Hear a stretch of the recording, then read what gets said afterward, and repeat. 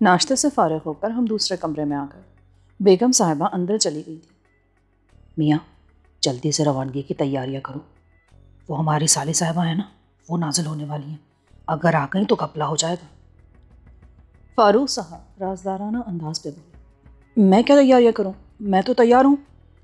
میں نے بھی نور الدین سے تمام تیاریاں مکمل کرا لی ہیں، ان لڑکے لڑکیوں نے بھی میرے ساتھ بھرپور تعاون کیا ہے، انہیں بھی ساتھ لے کر جانا پڑے گا۔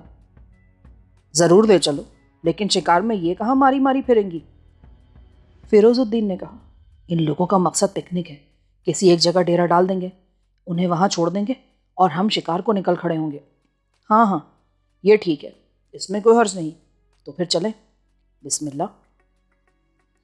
نواب فیروز الدین صاحب نے کہا، میں بس چند منٹ کی اجازت چاہتا ہوں۔ فاروق صاحب کہہ کر باہر نکل گئے۔ رانا صاحب باہر گئے اور تقریباً 15 منٹ بعد ان کا ملازم ہمارے پاس آیا۔ رانا صاحب آپ کا انتظار کر رہے ہیں جناب۔ کہاں؟ حضور وہ تو باہر نکل گئے ہیں، میں آپ کے ساتھ چلوں گا۔ اوہ اچھا اچھا۔ نواب فیروز الدین ہنسنے لگے، پھر وہ میرے ساتھ باہر نکل آئے۔ بیوی سے بہت ڈرتا ہے؟ جی، میں نے جواب دیا۔ باہر نکل کر ہم جیپ میں بیٹھ گئے، ملازم ہمارے ساتھ تھا۔ ہم کوٹھی سے کافی دور نکل آئے۔ کوٹھی سے کافی دور 2 جیپیں کھڑی تھیں۔ ایک جیپ میں رانا فاروق صاحب چند ملازموں کے ساتھ بیٹھے تھے، دوسری میں ان کی نصف درجن اولاد براجمان تھی۔ دراصل بیگم صاحبان ہنگاموں سے بہت ہولتی ہیں سرفراز میاں، اکثر حادثات کی خبریں پڑھتی رہتی ہیں، اسی لیے میں نے یہ مناسب سمجھا کہ خاموشی سے نکل جاؤں۔ فاروق صاحب نے جھینپے ہوئے انداز میں کہا، چلو بھئی گاڑی آگے بڑھاؤ۔ پھر انہوں نے ہاتھ سے اشارہ کیا اور تینوں جیپیں آگے بڑھ گئیں۔ پھر ہم شاہدرہ کے خوبصورت نواح میں پہنچ گئے۔ یہاں بڑے دلکش جنگلات تھے، چاروں طرف سبزہ زار۔ ایک جھیل کے کنارے جیپیں روک لی گئیں۔ ملازمین جلدی جلدی خیمے نصب کرنے لگے۔ رانا صاحب نے اپنی نگرانی میں خیمے نصب کرائے، پھر اپنی بندوق لی اور 2 ملازموں کو جیپ میں بٹھا کر لڑکے اور لڑکیوں سے بولے، لو بھائی تم لوگ مناؤ پکنک، ہم چلے شکار کو۔ ابو ہم نہیں جائیں گے کیا؟ رخسانہ نے پوچھا۔ جی نہیں، آپ آئی ہیں پکنک منانے، شکار کھیلنے نہیں، تو غلط حرکت نہ ہونے پائے۔ انہوں نے کہا۔ ایک ملازم نے جیپ کا اسٹیئرنگ سنبھال لیا اور ہم جنگلوں میں گھس گئے۔ بلا شبہ شکار سے بھرا ہوا جنگل تھا، ہرنوں کی ڈاریں نظر آ رہی تھیں۔ رانا صاحب اور نواب صاحب بندوقیں سنبھالے بیٹھے تھے۔ نواب فیروز الدین صاحب کے پاس 2 بندوقیں تھیں، جن میں ایک چھروں والی تھی، دوسری 303 کے کارتوسوں کی تھی۔ میرے ہاتھوں میں کھجلی ہو رہی تھی، لیکن میں بجھے دل کے ساتھ بیٹھا تھا۔ ظاہر ہے میری حیثیت ایک ملازم کی تھی، لاکھ مجھے اہمیت دی جا رہی تھی، لیکن مجھے اپنے اوقات کا احساس رکھنا تھا۔ چنانچہ میں خاموش ہی تھا۔ پھر ایک پاڑا پڑا۔ نواب صاحب اور رانا صاحب نے بندوقیں سنبھال لی، دونوں نے بیک وقت فائر کیے۔ بظاہر نشانہ خالی جانے کا کوئی امکان نہ تھا، لیکن پاڑا اچھل کر بھاگ گیا۔ ارے! نواب صاحب کے منہ سے نکلا۔ حیرت ہے؟ رانا صاحب بھی بولے۔ حیرت کی کیا بات ہے، تمہارا نشانہ غلط ہے۔ گولی تو تم نے بھی چلائی تھی۔ رانا صاحب کھلکھلا کر بولے، یقیناً میری گولی تمہاری گولی سے ٹکرا گئی ہوگی۔ دونوں ہنس پڑے۔ چلو بھائی اب آگے بڑھو، لیکن ایک بات طے کر لی جائے۔ کیا؟ دونوں گولیاں بیک وقت نہیں چلیں گی۔ ہاں ہاں یہ ٹھیک ہے، ایک بار شکار میں کروں گا، دوسری بار تم۔ بالکل بالکل، حقیقت سامنے آ جائے گی۔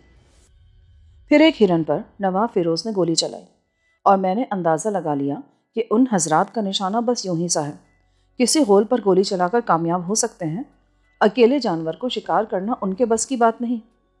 رانا صاحب خوب اچھلے تھے اور نواب فیروز جھیپے جھیپے نظر آ رہے تھے، لیکن تھوڑی دیر بعد ان کی بھی قلعی کھل گئی۔ اس بار انہوں نے پاڑے کے ایک جوڑے پر فائر کیا، لیکن نتیجہ صفر رہا۔ واہ، دونوں شکار ہو گئے۔ اماں آج کچھ گڑبڑ ہے، ورنہ اکثر شکار کھیلنے آتا رہتا ہوں۔ اوہ سنو، دیکھو تیتر ہے، یقیناً میاں ان جھاڑیوں میں تیتروں کے پاڑ ہے۔ چھرے والی بندوقیں اٹھائی گئیں اور سب نیچے آ گئے۔ ہم سب دبے پاؤں تیتروں کی طرف بڑھنے لگے، لیکن تیتر کا شکار سب سے مشکل ہے۔ اس پرندے کو مارنے کے لیے ایک خاص تکنیک استعمال کی جاتی ہے۔ میں جانتا تھا کہ اس کا شکار ان جیسے اناڑی لوگوں کے لیے مشکل ہے۔ پھر وہی ہوا، رانا صاحب نے گولی چلائی اور تیتر اطمینان سے اڑ کر دور جا بیٹھا۔ اب فیروز الدین صاحب تیتر کا نشانہ لے رہے تھے، لیکن میں نے ان کے ہاتھ پر ہاتھ رکھ دیا۔ کیا ہوا؟ نواب صاحب حیرت سے بولے۔ تیتر پر براہ راست نشانہ بازی بیکار ہوتی ہے جناب۔ کیوں؟ اس پرندے کے جسم میں بڑی پھرتی ہوتی ہے، دھماکہ سنتے ہی اپنی جگہ چھوڑ کر اوپر اٹھتا ہے، چنانچہ نشانہ بیکار ہو جاتا ہے۔ آپ زمین سے تقریباً 5-6 فٹ بلندی پر نشانہ لگائیں، تیتر شکار ہو جائے گا۔ اچھا۔ پھر نواب صاحب نے میری ہدایت پر عمل کر کے فائر کیا اور دوسرے ہی لمحے 4-5 تیتر ڈھیر ہو گئے۔ خود نواب صاحب کو بھی گمان نہیں تھا کہ تیتر تو تیتر اس کے پر بھی جھڑ سکیں گے، لیکن جو کچھ ہوا وہ سامنے تھا۔ رانا صاحب تعجب سے نواب صاحب کو دیکھ رہے تھے اور نواب صاحب کی خوشی کا ٹھکانہ نہ تھا۔ بیشتر تیتر قبضے میں کر لیے۔ نواب فیروز کا چہرہ خوشی سے لال ہو رہا تھا۔ آئیے قبلہ رانا صاحب، آپ بھی کوشش فرما لیجئے۔ ہاں ہاں، کیوں نہیں، آپ کیا سمجھتے ہیں صرف آپ ہی شکاری ہیں؟ رانا صاحب نے تھوک نکلتے ہوئے کہا، اور پھر وہ تیتر کے پاڑ کی تلاش میں نگاہیں دوڑانے لگے۔ لیکن وہ براہ راست تیتر کا نشانہ لے رہے تھے اور نتیجہ پھر وہی ہوا۔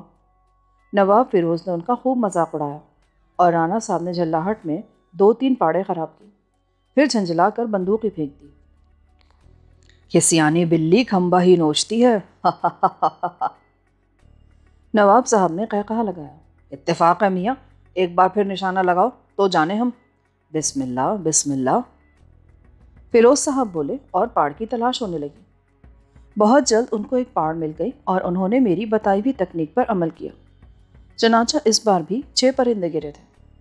لیکن فیروز صاحب کو اس بار کچھ احساس ہوا۔ اب وہ میری طرف متوجہ تھے اور آنکھیں پھاڑ کر مجھے دیکھ رہے تھے۔ میں ان کے اس انداز پر بوکھلا گیا۔ ہیں ادھر آؤ میاں، ارے ادھر آؤ، بخدا کیسے احمق ہیں ہم بھی ہیں۔ میں ان کے قریب پہنچ گیا۔ رانا صاحب بددل سے ہو گئے تھے اور بیزاری سے ملازموں کو دیکھ رہے تھے جنہوں نے تڑپتے ہوئے تیتروں کو ذبح کر لیا تھا۔ یعنی کیا مطلب ہوا اس بات کا؟ جی میں کچھ سمجھا نہیں۔ یہ تیتر کے شکار کی تکنیک، میرا مطلب یہ آپ کو کہاں سے معلوم ہوئی؟ بس جی کچھ شکاریوں کی صحبت رہی ہے۔ گویا آپ کو بھی شکار کا شوق ہے؟ جی ہاں۔ تو آپ نے پہلے کیوں نہیں بتایا؟ میں کیا عرض کرتا، گویا دل ہی دل میں آپ اب تک ہمارا مذاق اڑاتے رہے ہوں گے ہیں؟ ہرگز نہیں نواب صاحب، میں یہ جرات کیسے کر سکتا ہوں؟ صاحبزادے بہت گہرے معلوم ہوتے ہو تم۔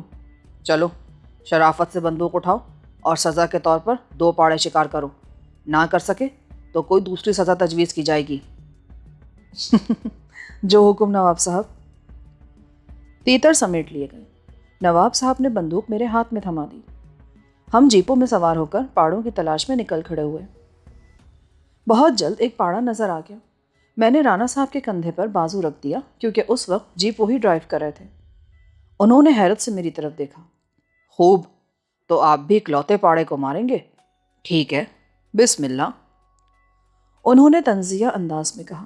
تم لوگ اتر جاؤ، اسے ذبح کرنا ہے۔ میں نے ملازموں سے کہا۔ وہ سب جیپ کی عقبی سمت اتر گئے۔ میں نے پاڑے کی شست لے کر فائر کر دیا۔ مجال تھی اس کی جو بچ جاتا۔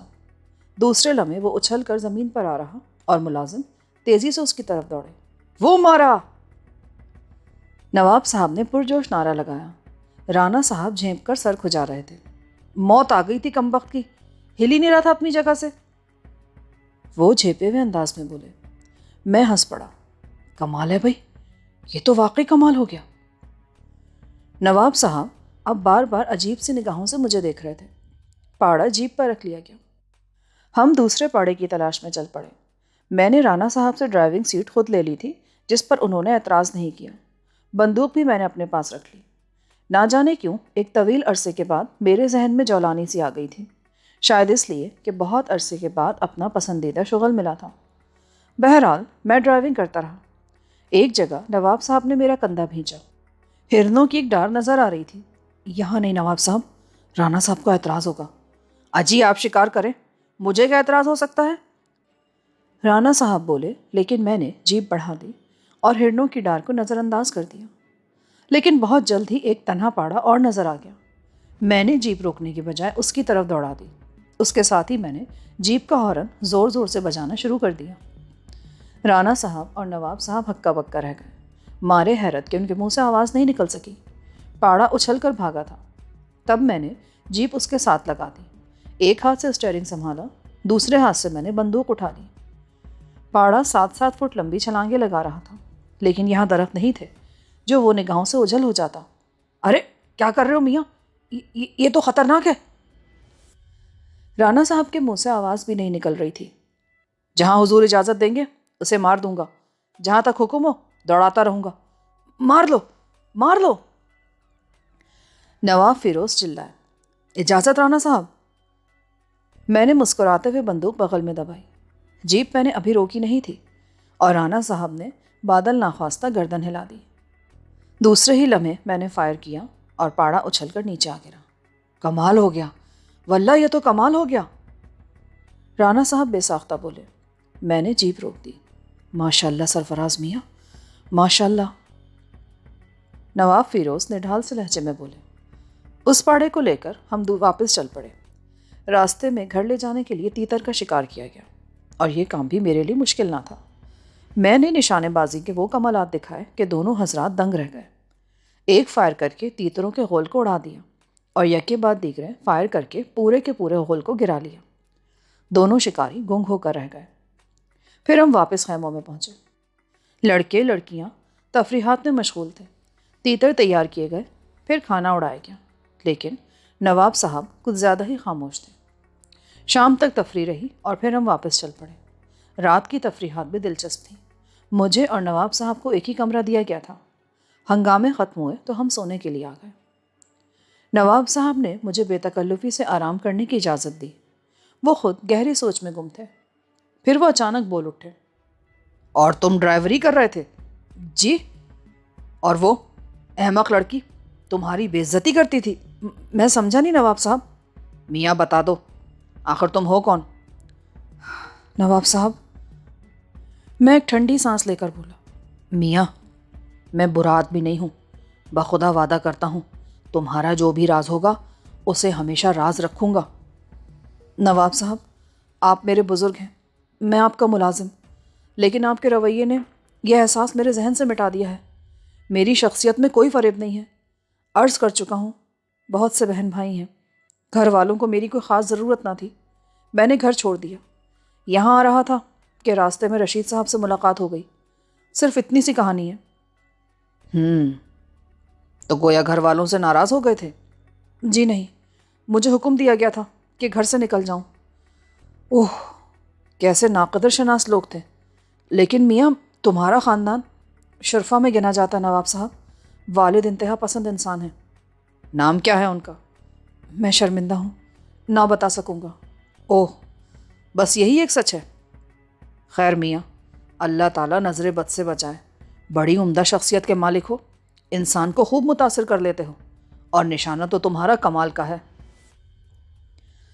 نواب صاحب کافی دیر تک میری نشانے بازی کی تعریف کرتے رہے، پھر ہم سو گئے۔ دوسرے دن ہم نے جانے کی اجازت طلب کی اور واپس چل پڑے۔ جیپ بدستور میں ڈرائیو کر رہا تھا اور نواب صاحب میرے نزدیک بیٹھے تھے۔ وہ خاصی گہری سوچ میں گم تھے۔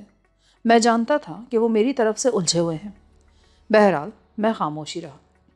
بس میاں، آج آرام ہی کرو، اور ہاں، رات کا کھانا میرے ساتھ ہی کھانا۔ جی بہتر، میں نے جواب دیا اور رشید الدین صاحب کے گھر واپس آ گیا۔ رشید صاحب تو کوٹھی میں تھے، البتہ گھر کے دوسرے افراد کام کاج میں مصروف تھے۔ بی افشاں میرے پاس آ گئی۔ کہیے، سیر کرائے؟ جی ہاں، آپ فرمائیے۔ ارے ہم کیا فرمائیں، آپ تو ہماری خبر ہی نہیں لیتے ہیں۔ یہ شکایت کیوں پیدا ہو گئی آپ کو؟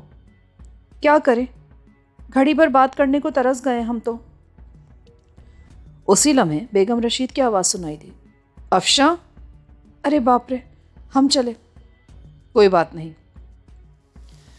رات کو میں آرام سے سویا تھا، کوئی تھکن نہیں تھی، لیکن فرصت تھی۔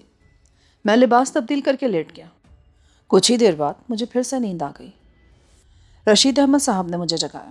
سرفراز میاں، اٹھو بھائی، کھانا کھا کر پھر سو جانا۔ اوہ، نہ جانے کیوں نیند آ گئی تھی۔ کمال ہے، نہ جانے کیوں کی اس میں کیا بات؟ اچھا کیا آرام کر لیا۔ جاؤ، منہ ہاتھ دھو کر کھانے کے کمرے میں آ جاؤ۔ بہتر۔ تھوڑی دیر بعد میں کھانے کے کمرے میں پہنچا۔ سبھی وہاں موجود تھے۔ صرف میرا انتظار ہو رہا تھا۔ ارے واقعی مجھے دیر ہو گئی۔ کوئی بات نہیں بیٹے، ابھی تو کھانے کا وقت ہی ہوا ہے۔ رات کا کھانا تو تم فیروز الدین کے ساتھ کھاؤ گے، رشید صاحب بولے۔ او ہاں، انہوں نے حکم دیا تھا۔ حکم؟ رشید صاحب مسکرانے لگے۔ کیوں؟ بیگم رشید نے ان کی جانب دیکھا۔ بھئی یہ سرفراز میاں در حقیقت جادوگر ہیں، جن کے ساتھ رہے وہ دیوانہ ہو گیا۔ اب فیروز الدین کو دیکھ لو، تعریفیں کرتے زبان نہیں تھک رہی اس کی، اور پھر یہ اس کا عملی تجربہ ہے۔ آپ سب نے ایک نئی بات سنی؟ وہ کیا؟ صاحبزادے نشانہ بازی میں اپنا ثانی نہیں رکھتے۔ اوہ! نواب صاحب تو کہہ رہے تھے کہ انہوں نے اپنی زندگی میں ایسا تجربے کار شکاری نہیں دیکھا۔ ارے مجھ سے کہہ رہے تھے کہ خدا کا واسطہ دے رہے تھے کہ میں ان کے بارے میں تفصیل سے بتاؤں۔ میں نے درجنوں قسمیں کھائیں، تب انہیں یقین آیا کہ میں بھی ان کے بارے میں کچھ نہیں جانتا۔ یہ بات مجھے شرمندہ کر رہی تھی۔ میری سمجھ میں نہیں آتا چچا جان کہ آپ میرے بارے میں کیا جاننا چاہتے ہیں۔ جو کچھ ہوں در حقیقت وہی ہوں۔ آپ سے عرض کر چکا ہوں کہ میری زندگی میں کوئی خاص راز نہیں ہے۔ براہ کرم مجھے مزید شرمندہ مت کریں۔ ٹھیک ہے بھائی، ہم حق نہیں رکھتے سرفراز میاں، لیکن تمہاری شخصیت پر ایک پراسرار سا غلاف چڑھا ہوا ہے۔ ہم اس غلاف کے نیچے جھانکنے کے خواہش مند ہیں۔ آپ یقین فرما لیں، اس غلاف کے نیچے آپ کو کوئی گھناؤنی شے نظر نہیں آئے گی۔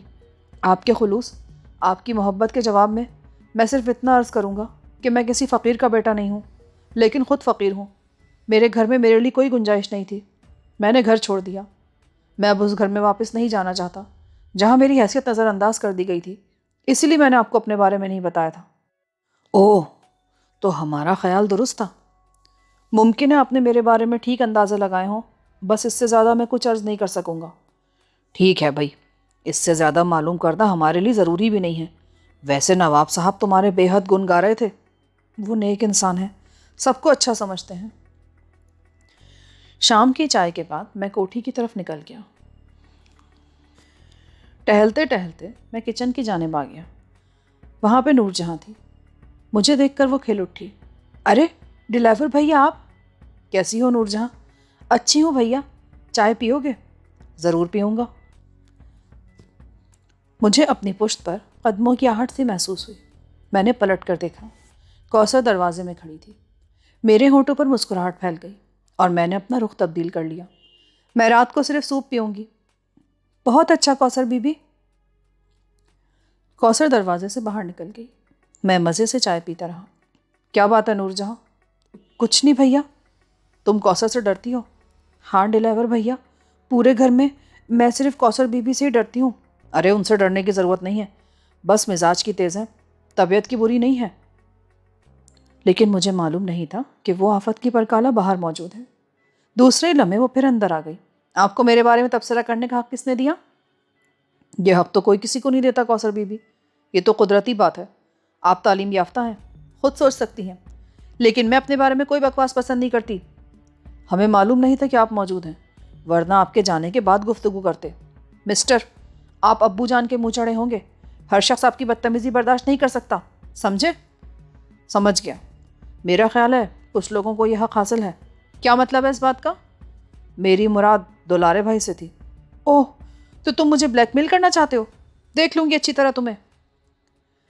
وہ پیر پٹکتی ہوئی وہاں سے چلی گئی اور میں ہنس پڑا۔ تھوڑی دیر تک میں نور جہاں کے پاس بیٹھا رہا اور پھر باہر نکل آیا۔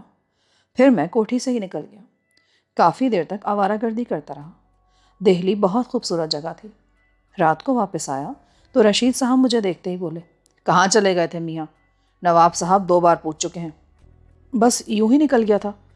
تیار ہو کر چلے جاؤ، وہ انتظار کر رہے ہیں۔ میں نے منہ ہاتھ دھو کر لباس تبدیل کیا اور کوٹھی کی طرف چل پڑا۔ ویسے نواب صاحب کی 2 بار طلبی پر مجھے تشویش تھی۔ نہ جانے کیوں بلایا گیا تھا؟ کیا کوثر نے کوئی ہنگامہ کیا ہے؟ بہرحال مجھے کوثر کی اب زیادہ پرواہ نہیں تھی۔ میں نواب صاحب کے پاس پہنچا۔ وہ ڈرائنگ روم میں تھے۔ مجھے تو شبہ تھا کہ تم رات کے کھانے کے بارے میں بھول ہی نہ جاؤ۔ میں بھلا جرات کیسے کر سکتا تھا؟ سنو بھائی، مجھے اور شرمندہ مت کرو۔ یقین کرو، تمہارے بارے میں اب کوئی سوال نہیں کروں گا، لیکن ایک بات میرے دل میں جم گئی ہے، وہ یہ کہ تم کوئی معمولی انسان نہیں ہو۔ میں کیا عرض کر سکتا ہوں؟ ارے کچھ عرض کرنے کی ضرورت نہیں، بس اس موضوع کو چھوڑو۔ کیا خیال ہے، کھانا نکلوایا جائے؟ جیسا مناسب خیال فرمائے۔ کھانے کی میز پر بیگم صاحبہ اور کچھ نزدیکی اہل خاندان موجود تھے۔ کوثر صاحبہ کا کہیں پتہ نہیں تھا۔ کوثر کہاں ہے؟ وہ نہیں آئے گی۔ کیوں؟ سرفراز میاں سے شرمندہ ہے۔ اس کی خودسری اسے معافی مانگنے کی اجازت تو دے گی نہیں، لیکن وہ ان کے سامنے آنے سے کتراتی ہے۔ ارے بھائی، بڑی احمق لڑکی ہے، لاؤ بلا کر اسے، آج ان کی صلح کرا دی جائے۔ آپ جانتے ہیں اسے، میرا تو خیال ہے رہنے ہی دیجیے۔ اچھا، چلو بھائی شروع کرو، نواب صاحب نے کہا اور کھانا شروع ہو گیا۔ میری حیثیت بہرحال ایک ملازم کسی تھی، لیکن نہ جانے یہ لوگ میرے ساتھ یہ برتاؤ کیوں کر رہے تھے۔ بہرحال میں دل ہی دل میں ان کا ممنون تھا۔ کھانے کے بعد نواب صاحب اٹھ گئے اور پھر وہ مجھے اپنے ساتھ لے کر نشست کے کمرے میں آ گئے۔ اس کمرے میں ہم دونوں کے علاوہ کوئی نہیں تھا۔ سرفراز میاں؟ جی نواب صاحب۔ ہر شخص اس دور میں خود غرض ہے، ہر آدمی اپنے مطلب کی سمجھتا ہے۔ اگر میں بھی ان میں شامل ہوں تو کوئی حیرت کی بات تو نہیں ہوگی نا؟ ہرگز نہیں۔ تم اس دعوت کو کیا معنی دیتے ہو؟ فی الحال تو میں اسے صرف آپ کی نیک نیتی پر مبنی قرار دے رہا ہوں۔ خوب، صاف گوئی بہت عمدہ بات ہے، مگر میاں اصل بات یہ نہیں ہے۔ جی ہاں، اصل بات یہ نہیں ہے۔ میں نے ایک دن افریقہ کے بارے میں تم سے تذکرہ کیا تھا، تم نے اس گفتگو میں خاصی دلچسپی کا اظہار کیا تھا۔ جی کیوں؟ کیا تمہیں مہم جوئی پسند ہے؟ جی ہاں۔ شکار کے شوق کا تو پتہ چل گیا، ممکن ہے تم کوئی بڑے مہم جو نکلو۔ ایسی کوئی بات نہیں ہے نواب صاحب۔ ٹھیک، کل راستے میں بھی کچھ گفتگو ہوئی تھی۔ ایمانداری کی بات ہے کہ وہ روا روی کی بات تھی۔ اس وقت میرے ذہن میں کوئی پختہ خیال نہیں تھا، لیکن کل شام تمہاری شکار کی مہارت، تمہارا نڈر انداز، تمہاری خود اعتمادی دیکھ کر میں دنگ رہ گیا تھا، اور اس وقت میں نے نہایت سنجیدگی سے سوچا تھا کہ اس بار جب میں روانہ ہوں تو تم میرے ساتھ ہو۔ نواب صاحب نے رک کر میری شکل دیکھی۔ بلا شبہ میری آنکھوں میں چمک پیدا ہو گئی تھی۔ کیا تم میرے ساتھ چلنا پسند کرو گے؟ یقیناً، بڑے شوق سے۔ بہت خوب، یقین کرو تمہاری آمادگی سے مجھے دلی مسرت ہوئی ہے۔ اگر اجازت دو تو کچھ ذاتی سوال کر لوں، حالانکہ آج تک تم نے اس کی اجازت کسی کو نہیں دی ہوگی، لیکن یقین کرو اس سے تمہاری ذات کو کریدنا مقصود نہیں، بلکہ بعض حالات میں اپنی تسلی کرنا ہے۔ جی فرمائیے۔ اپنے بارے میں اتنا بتا دو جتنا تمہاری ذات پر اثر انداز نہ ہو۔ میرے ساتھ گئے تو کچھ لوگوں کی حق تلفی نہیں ہوگی، کوئی پریشانی تو نہیں ہوگی؟ نواب صاحب، صرف اتنا بتا دینے میں کوئی حرج نہیں ہے۔ سنیے، میں ایک فارغ البال انسان کا بیٹا ہوں، اتنا فارغ البال کہ میں نے زندگی میں کبھی مصائب کا منہ نہیں دیکھا۔ میرے کئی بھائی اور بہن ہیں جن کی نگاہ میں میرے والد صاحب کی دولت بڑی اہمیت رکھتی ہے، اور وہ والد کی نگاہ میں اپنی حیثیت برقرار رکھنے کے لیے سازشوں اور گھناؤنی چالوں کو چلتے رہنا ضروری سمجھتے ہیں۔ بھائی بہنوں میں میرا نمبر چھٹا ہے، اس لیے میں قابل توجہ نہیں تھا۔ جب میں نے کسی کی توجہ اپنی طرف نہ پائی تو لاؤبالی ہو گیا۔ میں اپنا سارا وقت سیر و شکار میں صرف کرتا۔ میں دوسروں سے مختلف طبیعت کا مالک تھا۔ تب میرے بھائیوں نے میرا نمبر فہرست سے نکالنے کے لیے والد صاحب کے کان بھرنے شروع کر دیے، اور بالآخر نوبت یہاں تک پہنچ گئی کہ والد صاحب نے میرے اوپر کچھ شرائط عائد کر دی جن کے بغیر میں گھر میں نہیں رہ سکتا تھا، اور میں نے ان شرائط کو قبول کرنے سے انکار کر دیا اور گھر سے نکل کھڑا ہوا۔ صرف اتنی سی داستان ہے۔ کسی کو میری ضرورت نہیں، کسی کو میری پرواہ نہیں، اور مجھے بھی آزاد زندگی پسند ہے۔ خوب، خیر میاں، میں تم سے یہ تو نہیں پوچھوں گا کہ کس گھرانے کے چشم و چراغ ہو، لیکن میرا دعویٰ ہے کہ تمہارا گھرانہ معمولی نہ ہوگا۔ تاہم ٹھیک ہے، میں مطمئن ہو گیا۔ اب مجھے تم سے کوئی سوال کرنے کی ضرورت نہیں۔ کچھ باتیں اپنے بارے میں بھی بتا دوں؟ ضرور۔ سیاحت کے پروگراموں میں میں تنہا نہیں ہوں، میرے کچھ اور بھی ساتھی ہیں جو کہ غیر ملکی ہیں۔ ہم لوگ اکثر مہمات میں ساتھ رہے ہیں۔ اس بار ہم نے خاص پروگرام بنایا ہے، چنانچہ اس بار ہم افریقہ کے کچھ دشوار گزار حصوں میں سفر کا ارادہ رکھتے ہیں۔ باقی تفصیلات تمہیں آہستہ آہستہ معلوم ہو ہی جائیں گی۔ ٹھیک ہے جناب، میں اصرار نہیں کروں گا۔ میاں، یوں تو زندگی بڑی معمولی شے ہے، آپ لاکھ کوشش کر لیں اس کی حفاظت نہیں کر سکتے، لیکن اس کے باوجود انسان الجھنوں سے بچنا پسند کرتا ہے۔ مہم جوئی میں اکثر ناخوشگوار حالات سے سابقہ پڑتا ہے، تمہیں آگاہ کر دینا ضروری ہے۔ آپ مجھے بزدل یا مصیبتوں سے گھبرانے والا نہیں پائیں گے جناب۔ بہت خوب، تو کل اول وقت میں آپ اپنی کچھ تصاویر اتروائیں، میں پاسپورٹ اور دیگر کاغذات تیار کروا لوں گا اور آپ روانگی کے لیے تیار رہیں۔ بہت بہت شکریہ نواب صاحب، میں نے شکر گزار انداز میں کہا۔ در حقیقت میری دلی آرزو پوری ہو گئی۔ میری منزل کسی نواب کی کوٹھی میں ملازمت نہ تھی، میں تو اندیکھے راستوں کا راہی تھا، میری منزل تو نہ جانے کہاں تھی۔ نواب صاحب سے گفتگو کرنے کے بعد میں واپس آ گیا۔ وہ رات میرے اوپر عجیب گزری۔ ساری رات پراسرار جنگلوں، پرخار وادیوں، انوکھے ریگستانوں کا سفر کرتا رہا۔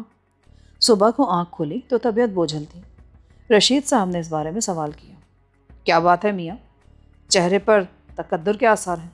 کوئی خاص بات نہیں، رات بھر خوابوں میں گھرا رہا۔ اوہ، میں سمجھ گیا۔ کیا سمجھے آپ؟ کچھ نہیں میاں، مرغن کھانے کھائے ہوں گے۔